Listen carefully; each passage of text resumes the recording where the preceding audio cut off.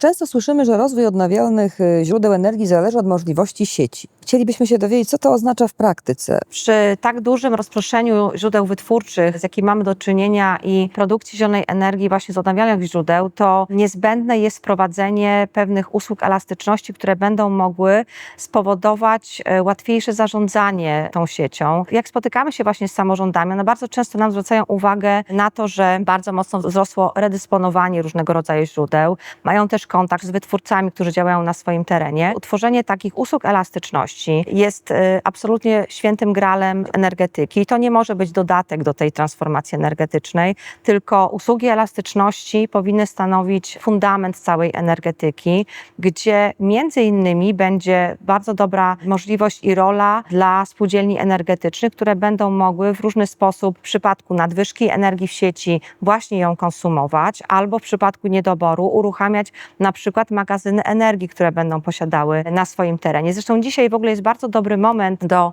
rozwoju tego typu usług elastyczności, ponieważ mamy bardzo duże też dofinansowania dla gmin dotyczące utworzenia magazynów energii czy nowego podejścia do zarządzania energetyką. Warto z tego skorzystać. Filozofią, jeżeli chodzi o działania Energa-Operator, też jest to, aby nie tylko prowadzić właśnie ten dialog ze spółdzielniami energetycznymi, ale też z innymi instytucjami, organizacjami, które promują rozproszone źródła energii i które też mówią o tych źródłach finansowania. Współpracujemy tutaj między innymi z KOWR-em, współpracujemy z WFOŚ-ami, czyli Wojewódzkimi Funduszami Ochrony Środowiska, ze specjalnymi strefami ekonomicznymi. To są tak naprawdę i wskazówki, ale i też źródła finansowania na przyszłość, można powiedzieć, tej energetyki zarządzanej właśnie na takim obszarze danej gminy. Powołaliśmy taką platformę elastyczności. Wszyscy operatorzy już w niej są. Jesteśmy na etapie ustalania, w jaki sposób te narzędzia będą chodzić i pewnie w niedalekiej przyszłości będę mogła Państwu powiedzieć na ten temat coś więcej. To, co dzisiaj mamy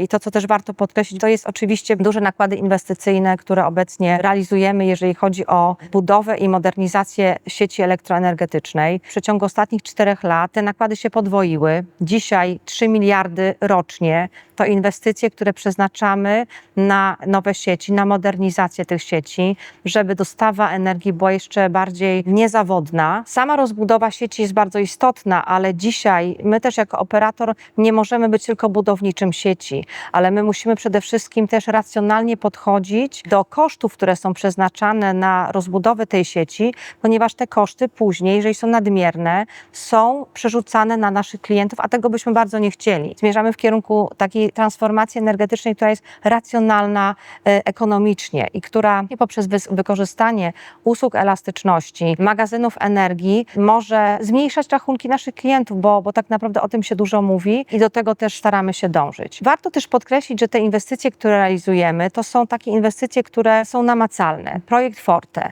projekt, który jest obecnie największym projektem realizowanym w Polsce, jeżeli chodzi o taki mały obszar i zwiększenie, tak naprawdę podwojenie mocy dostępnych na tym terenie. To modernizacja 17 linii wysokiego napięcia, 8 GPZ-ów, które mają sprawniej też tą energię dostarczać. To 429 MW zwiększenia mocy tylko na terenie właśnie Trójmiasta, można powiedzieć, i okolicznych gmin. To bardzo dużo.